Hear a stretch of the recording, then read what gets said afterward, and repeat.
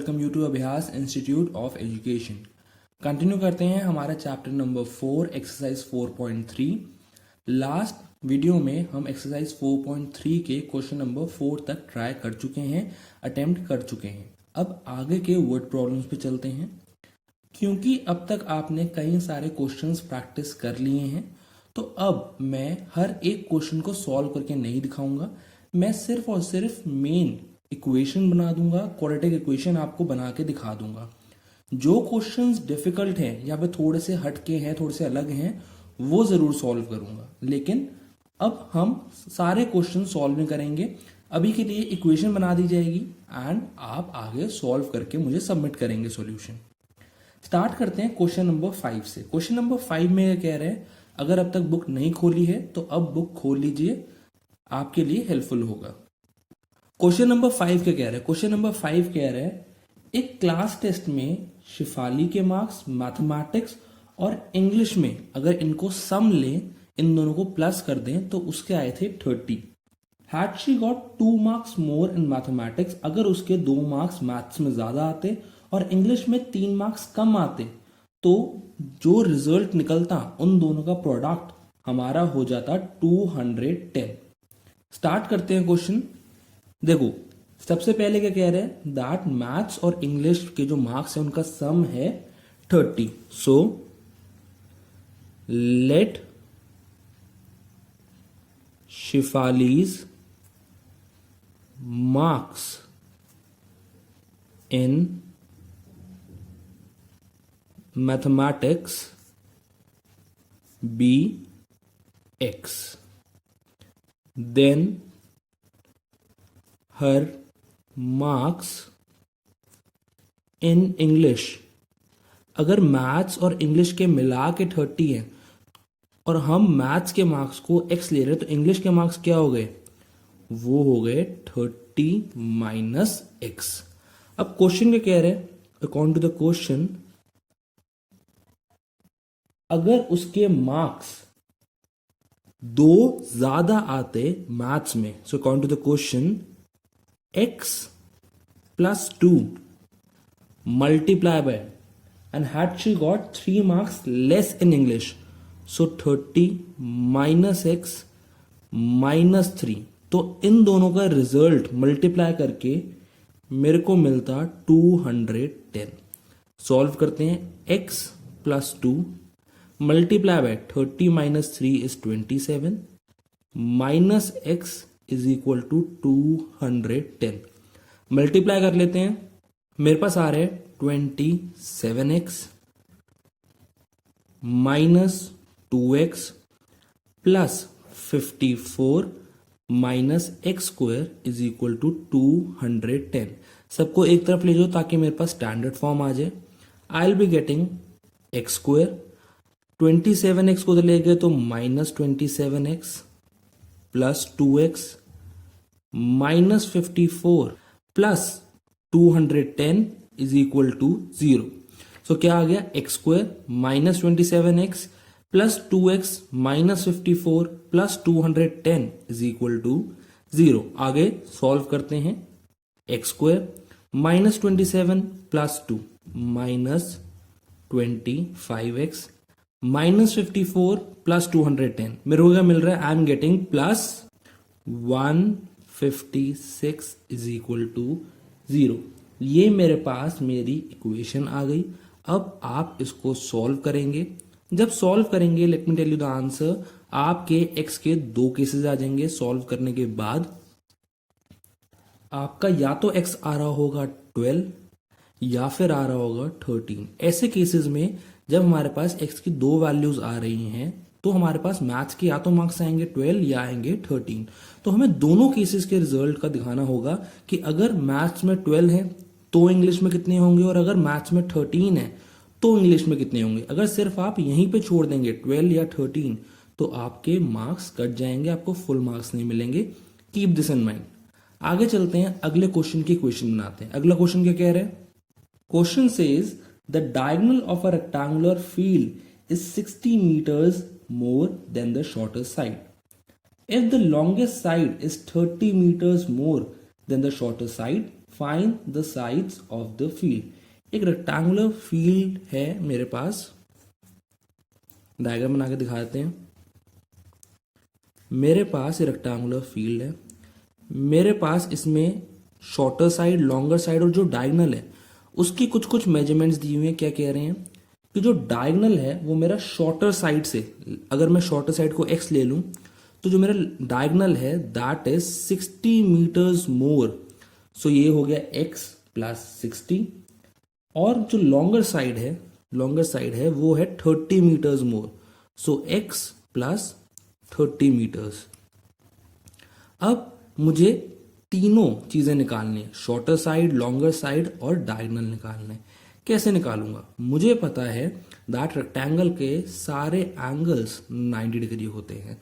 तो अगर मैं रेक्टेंगुलर फील्ड ले रहा हूं ABCD, तो मैं ABD ट्रायंगल लूंगा और यहां पे लगा दूंगा Pythagoras theorem.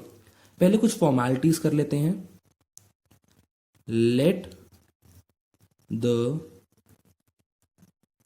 shorter side be x meter, then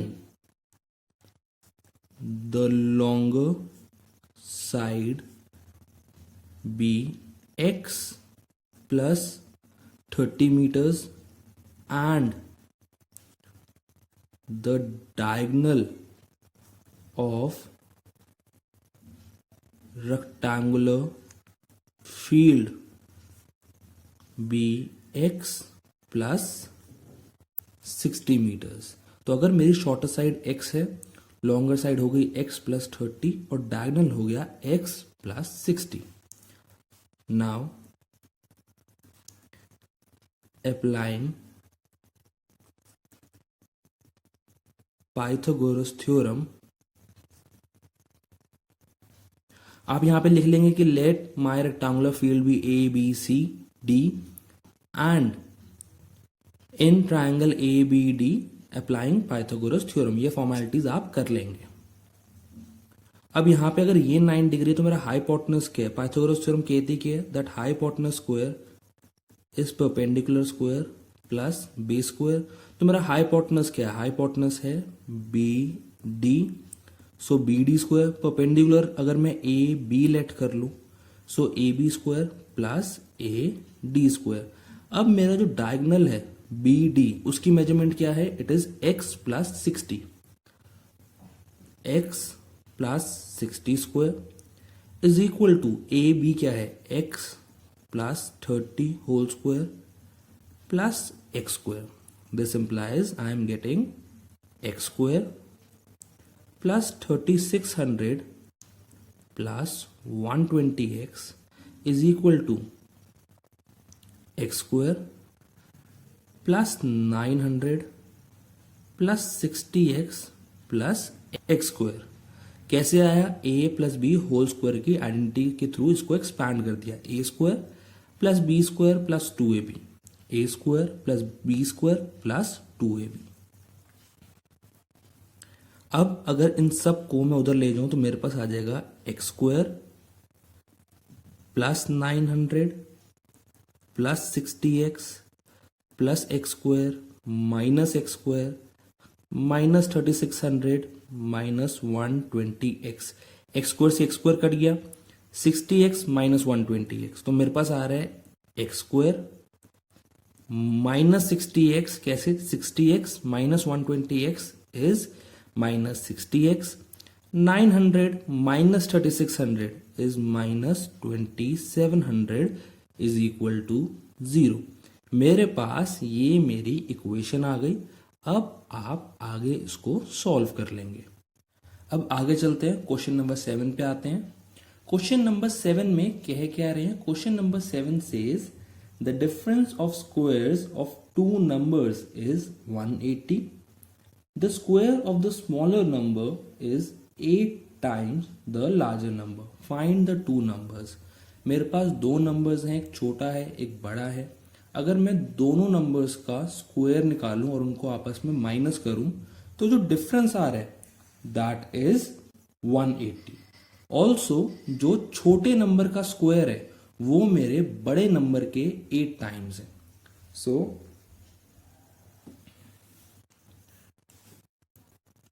let the bigger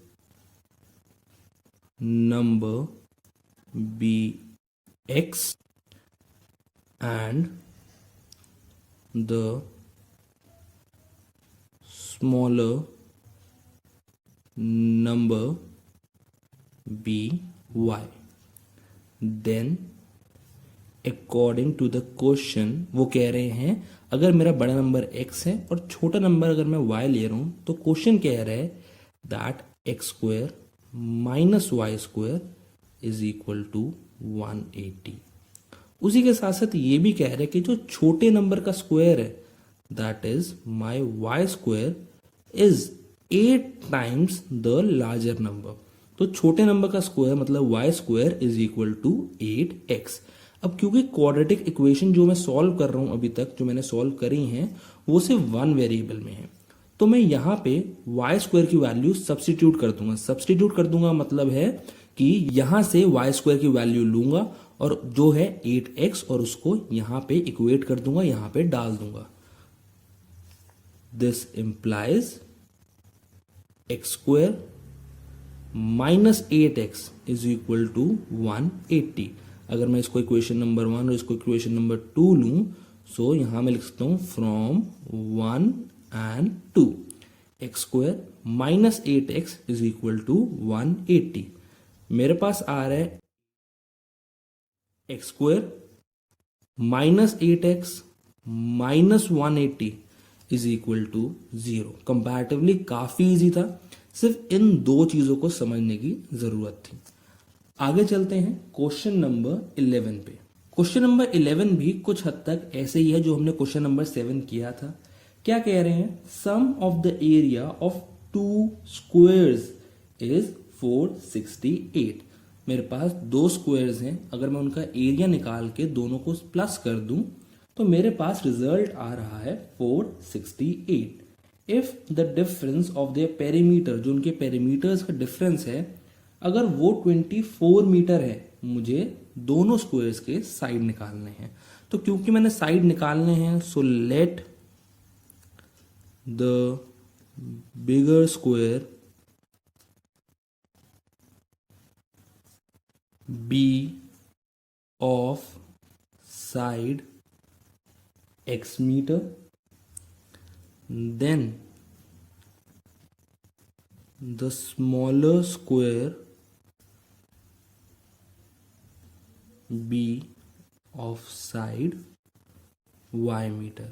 अब अगर बिगर स्क्वायर मेरा x मीटर है और स्मॉलर स्क्वायर मेरा y मीटर है तो इनके एरियाज क्या हो गए, this implies area of bigger square, बड़े स्क्वायर का एरिया क्या हो गया, वो हो गया x square metre because x into x square metre square and area of smaller square वो क्या हो गया y into y that is y square metre square. So बड़े वाले स्क्वायर का एरिया हो गया x स्क्वायर और छोटे वाले स्क्वायर का एरिया हो गया y square. According to the question क्या कह रहे हैं दैट दोनों के जो स्क्वायर्स निकले, दोनों के एरियाज जो निकले स्क्वायर के, उनको सम कर दूंगा। So x square plus y square वो कितना आया, that came out to be 468। ऊपर वाले क्वेश्चन में माइनस था, यहां प्लस है। So x square plus y square is equal to 468। लेकिन वो ये भी कह रहा है दैट इनके पेरीमीटर्स, अब पेरीमीटर क्या हो गया, perimeter of bigger square be क्या हो जाएगा 4x and perimeter of smaller square क्या हो गया 4 इंटू वाई, सो 4y। इन दोनों का difference 4x minus 4y is equal to 24। अब यहां से 4 कॉमन अगर मैं निकालूं तो x minus y is equal to 24 x minus y is equal to 24 divided by 4, that comes out to be 6. So x minus y is equal to 6 meter. अब जो ऊपर वाले क्वेश्चन में किया था सब्सटीट्यूशन, वही यहाँ पे करना है. यहाँ पे मेरे पास x square plus y square है, तो यहाँ पे किसी की भी x या y जिसका आपको सही लगे उसकी वैल्यू निकाल के आपको यहाँ पे इक्वेट करनी है. मैं यहाँ पे x की वैल्यू निकाल लेता हूँ. x is equal to 6 plus y. तो अब ये वैल्यू मैंने यहाँ इक्वेट करनी है. इसको मैं 1 ले रहा हूँ, इसको 2. From 1 and 2, 6 plus y whole square plus y square is equal to 468. मेरे पास क्या आ जाएगा? मेरे पास आ जाएगा 36 plus y square plus 12y plus y square is equal to 468. This implies 2y square plus 12y plus 36 minus 468 is equal to 0. So equation क्या आ गई अभी के लिए? 2y square plus 12y minus 432 is equal to 0. अब यहां इस पूरी इक्वेशन से मैं 2 कॉमन निकाल सकता हूं, तो मेरे पास आ गया 2. अगर बाहर निकाला तो y square plus 6y minus 216 is equal to 0. मैं 2 कॉमन निकाल क्यों रहा हूं? ताकि जब मैं यहाँ पे क्वाड्रेटिक फॉर्मूला लगाऊं तो मेरी कैलकुलेशन थोड़ी बेटर हो जाए, थोड़ी आसान हो जाए. 2 को उधर शिफ्ट किया तो वो हो गया 0. मेरे पास बच गया y square plus 6y minus 216 is equal to 0. ये मेरे पास इक्वेशन आ गई. इसको सॉल्व करेंगे तो आपके पास अपने y की वैल्यू आ जाएगी -18 या फिर 12. -18 क्योंकि नहीं हो सकती तो वैल्यू होगी 12. उसके बाद आप x की वैल्यू निकाल लेंगे. आगे चलते हैं, अगला क्वेश्चन करते हैं. क्वेश्चन 8 स्टार्ट करते हैं. क्वेश्चन 8 के जैसा क्वेश्चन हमने फर्स्ट एक्सरसाइज में एक इक्वेशन पहले बनाई हुई है, इसीलिए मैंने फर्स्ट वीडियो में भी कहा था दैट उस चीज को ध्यान समझिएगा. क्वेश्चन 8 कह क्या रहे? Question 8 says a train travels 360 kilometre at a uniform speed. If the speed had been 5 kilometre more per hour then it would have taken 1 hour less for the same journey. हमें speed निकालनी है. तो कुछ चीजें दी हुई हैं जैसे कि डिस्टेंस जो दिया हुआ है, जो ट्रेन ट्रैवल कर रही है दैट इज 360 किलोमीटर्स. हमें स्पीड नहीं दी हुई, ना ही हमें टाइम दिया हुआ, और हमें स्पीड निकालनी है. सो यहां मैं लिख सकता हूं let the speed of the train be x kilometer per hour. Let the speed of the train be x kilometer per hour. अब टाइम क्या हो गया? टाइम मैंने आपको पहले बताया था कैसे करेंगे. टाइम के लिए एक फॉर्मूला लगाएंगे जो साइंस में सिखाया जाता है. Time is equal to distance upon speed. Then time taken by train to cover a distance of 360 kilometre. क्या आ गया? ये आ गया 360 अपॉन x. कैसे? Distance upon speed. जो टाइम मेरा ले रहा है that is 360 kilometre upon speed, जो मैंने x ली है. Now according to the question अब मेरा क्या कह रहा है कि अगर मेरी स्पीड 5 किलोमीटर ज्यादा होती, न्यू स्पीड क्या है? न्यू स्पीड है x plus 5 kilometre per hour. अगर मेरी स्पीड 5 किलोमीटर ज्यादा होती तो मेरे को 1 घंटा कम लगता. सो नया टाइम क्या आ गया? New time taken. यह आ गया 360 अपॉन एक्स प्लस 5। ये मेरे पास नया टाइम आ गया। कैसे आया मैं फिर बताता हूँ। वो कह रहे हैं अगर 5 किलोमीटर पर आर की स्पीड से ज़्यादा होती पहले के मुकाबले, अगर मैंने पहले x लिया है, तो अब अगर मेरी नई स्पीड हो जाए x प्लस 5, तो जो नया टाइम होगा that will be 360 upon x plus 5। अब बहुत नॉर्मल सी चीज़ है कि अब टाइम कम लग रहा है। सो अगर मैं पहले वाले टाइम को ले लूँ t और नए वाले टाइम को ले लूँ t1, तो दोनों का डिफरेंस क्या आ रहा है? दोनों का डिफरेंस आ रहा है 1। ये मैंने आपको समझाने के लिए किया है कि अगर मैं पहले वाले टाइम को t ले लूँ और नए वाले टाइम को ले लूँ t1, तो दोनों का डिफरेंस आ रहा है 1। तो इक्वेशन बनाने के लिए मैं t और t1 की वैल्यूज को सब्सटीट्यूट कर दूंगा, वहां पे डाल दूंगा। पुराना टाइम क्या है? पुराना टाइम है 360 अपॉन एक्स, और नया टाइम क्या है? नया टाइम है 360 upon x plus 5। This is equal to 1। 1% अगर एग्जाम में आप लोग भूल जाएं कि x प्लस 5 को आगे रखना है या x को आगे रखना है, तो याद रखिएगा जिसका डिनोमिनेटर छोटा होगा, अगर न्यूमरेटर सेम है तो जिसका डिनोमिनेटर छोटा होगा वो पहले आएगा, क्योंकि एज अ होल वो नंबर ग्रेटर होगा। So 360 upon x minus 360 upon x plus 5। अगर एलसीएम लें तो ये आ गया 360 multiply by x plus 5 minus 360 multiply by x whole upon x plus 5 multiply by x is equal to 1. I am getting 360x plus 1800 minus 360x upon x square plus 5x is equal to 1. 360x minus 360x हो गया 0। X square plus 5x को उधर ले गए, cross multiply कर दिया, तो आई am getting this implies 1800 is equal to x square plus 5x. So I am getting x square plus 5x minus 1800 is equal to 0 as my equation. अब इसको solve करके आगे हम आंसर निकाल लेंगे। इसको चलो मिलके सॉल्व करते हैं। a is 1 here, b is 5 and c is minus 1800। सबसे पहले d निकालते हैं, which is b square minus 4ac। So d comes out to be 5 square minus 4 into 1 into minus 1800।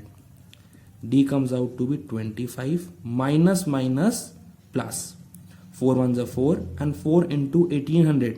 So 4 0 0, 4 0 0, 8 4 32 and 4 1s are 4 plus 3 is 7. So D is 25 plus 70, 200. D comes out to be 7225, 7225. X क्या हो गया? X is minus B plus minus root D upon 2A. So x is equal to b है 5, so minus 5 plus minus 7225 upon 2 multiply by 1. So x is equal to minus 5 plus minus root 7225 क्या होता है? That is 85 upon 2। इसका अगर आप prime factorisation करेंगे तो आपको नॉर्मली 85 आराम से आंसर मिल जाएगा। सो x is either minus 5 plus 85 upon 2 और माइनस 5 माइनस 85 अपॉन 2। क्योंकि यहाँ पे हमने x को स्पीड लिया था तो वो कभी भी माइनस में नहीं आ सकता, so we will write this is not possible. तो मेरा x क्या आ गया? x आ गया minus 5 plus 85 is 80 upon 2 which is 40। So speed क्या आ गई ट्रेन की? स्पीड आ गई ट्रेन की 40 kilometre per hour. I hope ये आपको समझ आया होगा। अब अगले क्वेश्चन पे चलते हैं। अब बात करते हैं क्वेश्चन नंबर 9 की। क्वेश्चन नंबर 9 थोड़ा ध्यान समझेंगे। बच्चों को कई बार ये क्वेश्चन हल्का सा डिफिकल्ट लगता है या फिर समझने में कई बार प्रॉब्लम आती है, इसलिए ज्यादा टेंशन पे कीजिए और फिर करिए। क्वेश्चन कह क्या रहा है? क्वेश्चन कह रहा है मेरे पास दो वाटर टैप्स हैं, वो एक साथ एक टैंक को 9 3/8 आवर्स में भर सकते हैं।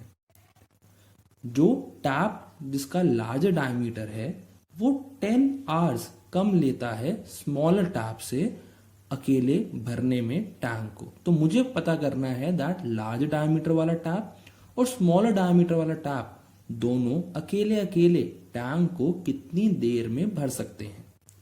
स्टार्ट करते हैं। Let the time taken by smaller tap, वो टैप जिसका छोटा डायमीटर है उसको मैं ले रहा हूं x hours. Let the time taken by smaller tap be x hours. Then the time taken by larger tap B कितना हो जाएगा? अगर छोटे टैप को x आवर्स लग रहे हैं और अगर क्वेश्चन कह रहा है कि बड़ा वाला टैप 10 आवर्स कम लेता है, so larger tap be x minus 10 hours. So अगर छोटे टैप को x आवर्स लग रहे हैं तो बड़े वाले टैप को लगेंगे x माइनस 10 आवर्स। अब हमें क्या पता करना है? हमें पता करना है दैट एक घंटे में स्मॉलर टैप कितना भर सकता है और एक घंटे में लार्जर टैप कितना भर सकता है।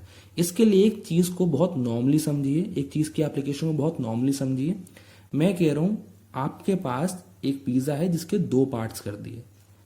अब अगर आप पूरा पिज्जा को पूरा पिज्जा जिनके 2 पार्ट्स हैं आप इसको 2 आवर्स में खत्म कर रहे हैं, तो आप 1 आवर में कितना खा लेंगे? 1 आवर में खा लेंगे इसका half, so that is 1/2. Similarly अगर आपके पास एक पिज्जा है जिसके 4 पार्ट्स हैं, 4 पार्ट्स हैं और टोटल टाइम जो आप ले रहे हैं वो आप इसको खाने में ले रहे हैं 4 आवर्स, तो मैं कह रहा हूं आप 1 आवर में कितने ले रहे हैं? 1 आवर में आप कितना खा पा रहे हैं? That will be 1/4। क्या किया? जो टोटल टाइम लग रहा था मुझे दिया हुआ था 4 आवर्स, तो मुझे अगर 1 आवर का निकालना है that will be 1/, total hours 1/4।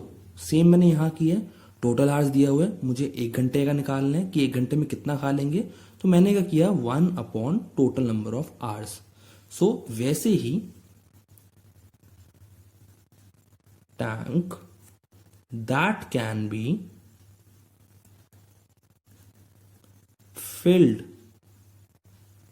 by smaller tap in 1 hour. So वो पार्ट ऑफ टैंक जो स्मॉलर टैप 1 घंटे में भर सकता है इन 1 आवर कितना हो जाएगा? That will be 1/x. In the same way tank that can be filled by larger tap in 1 hour, वो पार्ट ऑफ द टैंक जो बड़ा टैप 1 घंटे में भर सकता है वो हो जाएगा 1/x माइनस 10। तो दोनों साथ में मिलके 1 घंटे में कितना भर लेंगे? 1/x plus 1/x minus 10। Total number of hours कितने ले रहे थे? 9 3/8, तो 1 घंटे में हो गया 9 3/8 का रेसिप्रोकल 1/9 3/8 आवर्स। थोड़ा इसको सिंप्लीफाई करते हैं, मेरे पास आ जाएगा 1/x plus 1/x minus 10 is equal to 1/9 8 72 प्लस 3 75/8 hours.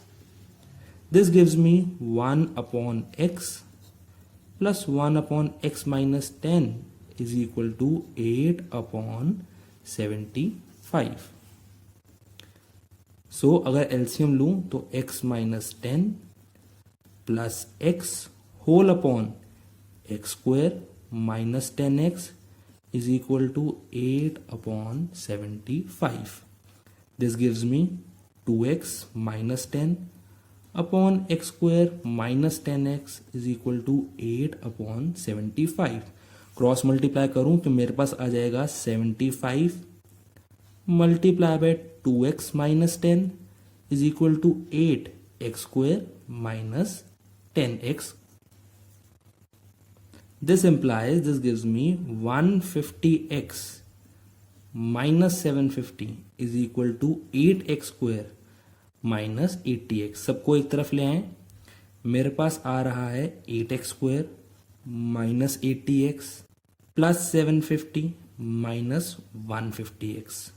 So this gives me 8x square minus 80x minus 150x minus 230x plus 750 is equal to 0. अगर 2 कॉमन निकाला तो मेरे पास आ गया 4x square minus 115x plus 375 is equal to 0.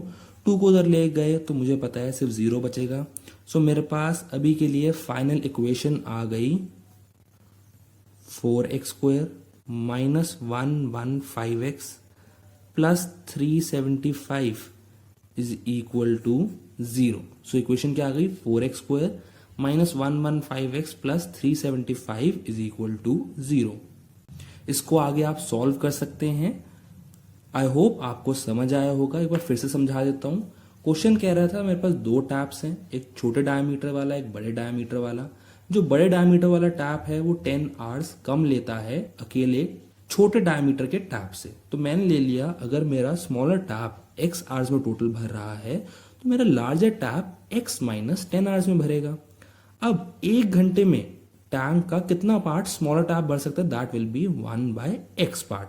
कैसे, आपको एग्जांपल दिया था. अगर आपके पास एक पिज्जा है जिसके 2 पार्ट्स हैं, जो टोटल नंबर ऑफ आवर्स आप ले रहे हैं इसको खाने में, मैं कह रहा हूं वो 2 आवर्स है, तो आप 1 घंटे में कितना खा लेंगे, दैट विल बी 1/2. कैसे, 1 upon total number of hours. वैसे ही अगर आपके पास एक पिज्जा के 4 पार्ट्स हैं, टोटल नंबर ऑफ आवर्स आप 4 ले रहे हैं, तो 1 घंटे में कितना खा लेंगे 1/4, 1 upon total number of hours.